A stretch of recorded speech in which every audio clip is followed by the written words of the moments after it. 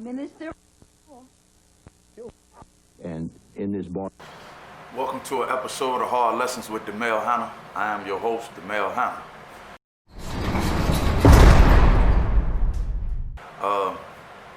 Today I want to talk about drugs in prison. Of course, not from like I'm gonna divulge exactly how drugs are admitted into the prison. I think we all know that by now, just watching all these different TV series and movies, and I mean, drugs are admitted into prison either by way of you coming in contact with an officer that's into that, you muling it in yourself through the visitor's room, or someone coming from another institution to the current institution with drugs. That's how drugs are admitted into the prison. Drugs can be a gift and a curse in prison, actually.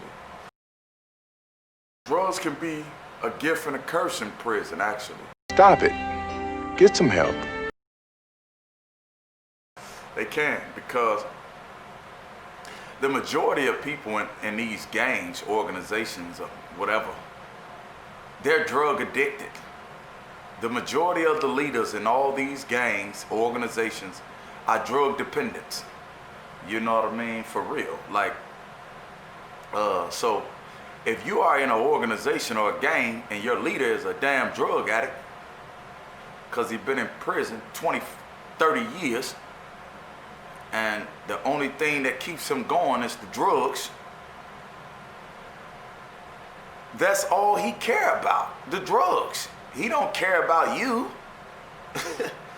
He care about the drugs, so if you must be sacrificed in order for him to continue on drugging, then you will. This gang shit, man, they don't do nothing but use your ass, man, until you're no longer fucking usable. You know what I mean? Like, you're an expendable fucking piece, man. So drugs, they could be a good and bad thing, man. Sometimes drugs keep the chaos and the tension down because it's drugs. It makes guys feel good and shit, especially in prison. It makes you less aggressive. You just want to be in your own little world and shit. So if everybody is less aggressive, then there's going to be less violence. So drugs are good in certain aspects. In prison, they are. If drugs aren't in the vicinity, then guys are very tense, man. Guys are aggressive. You know what I'm saying? You know what I mean? So drugs, they could be good. They could be a good and bad thing, man. But drugs are very prevalent in prison. Either, you know what I'm saying? They've been, like I say, it's either heroin, cocaine. Now they got everything, man. Like, guys got K2 in prison. Weed, pills. Guys are so drug dependent. You know what I mean? When they call Medline in prison, it looks like a damn dope line. For real. Like, the shit be like, it's like half of the damn gallery or the deck is on some type of medication. You know what I mean? So, the majority of guys in prison are drug dependent. And, the majority of the leaders are drug dependent. Seriously, man. They doing something. They doing something. So look who you giving your life to, man. Some damn drug addicts and shit. Just some losers, man. They just so, man, they go use your ass, man. The majority of guys in prison, man, they so predatory. You know what I mean? And then them drugs, man, them drugs make them so weak. You know, drugs make them so weak, man. You know, and man, drugs in prison, man, it's very prevalent. You know, it doesn't matter the state. You know what I mean? It doesn't matter the state, man. You know, drugs are going to be admitted some way, somehow into the institution. Somebody gonna, excuse me. Somebody is going to get drugs in the institution some way. Some way. You know what I mean? And like I say, I'll be the first to admit drugs can be a good thing in prison.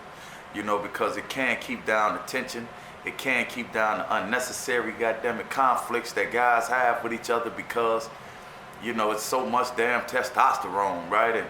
And guys are so, you mad already because you in prison. Then you mad again because you ain't getting no mail. You're mad again because you ain't getting no visits. You're mad again because nobody loves you. But it's your fault. You wanted to join a gang and take your stupid ass to prison. It's your fault. You know what I mean? So, you know, you going through all these different emotions, man, and you're trying to quiet these thoughts in your head, and I guess guys feel the only thing that can do that is drugs. This is your brain. This is drugs.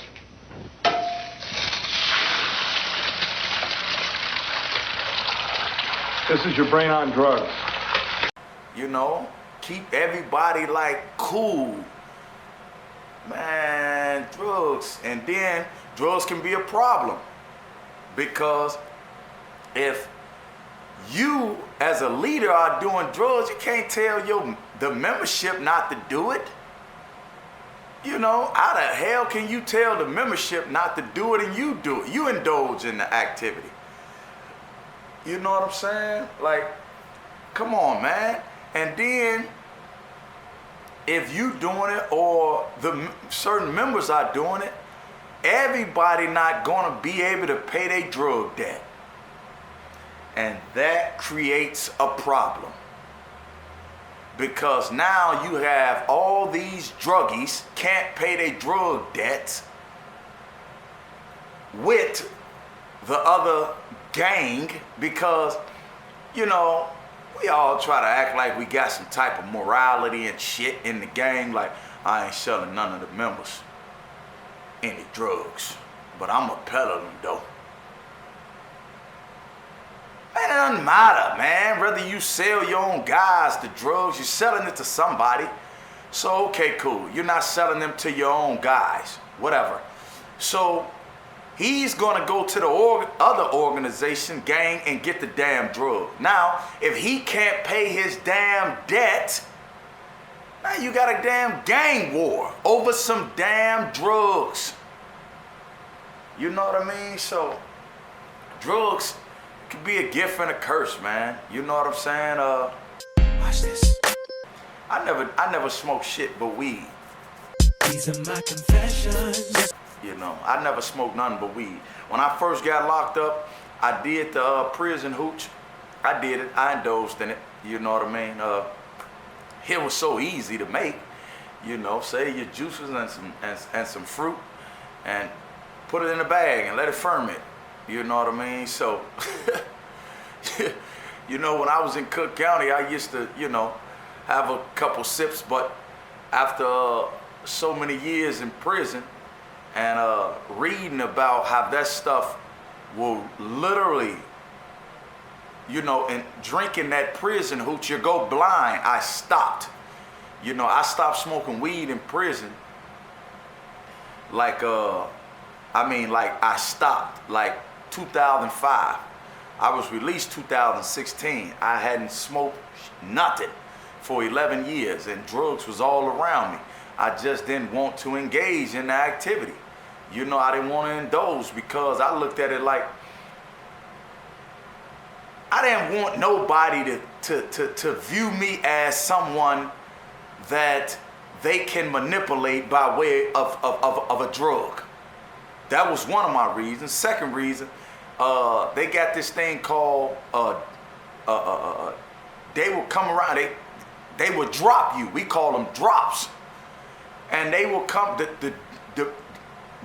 we say the D, but the piss doctor will just randomly come and pull out 8 people, and you might be one of those people. So if you've been smoking weed, doing some heroin, some coke, you know what I mean? It's your ass going to segregation for 6 months. If you piss dirty, if your drop is dirty, your ass is going to segregation. That was another reason why I stopped. You know what I mean? So drugs in prison, man, it's a gift and a curse, man. It's a gift and a curse. You know what I mean? To me, it's more of a bad thing. You know, having drugs in prison is more of a bad thing. You know, because it doesn't create nothing but a whole lot of damn problems. And you know what I mean? You know, you already got a problem. You're in prison. But, you know, this is what people do, man. They try to continue this old stupid ass lifestyle, man. You know what I'm saying? You know, from the streets to prison, man. You know, so drugs in prison are prevalent. You know what I mean? People OD, people die. People die by usage of the drugs. People die because they can't pay their damn drug debt. You know what I mean? So to me, drugs in prison are bad. But drugs in prison are very prevalent, and probably it's gonna remain that way because this is a drug-dependent society that we live in. So, yeah, reduced. And that's why I'm talking to you right now, but I'm still fighting to remove that asterisk off my record, that blemish altogether.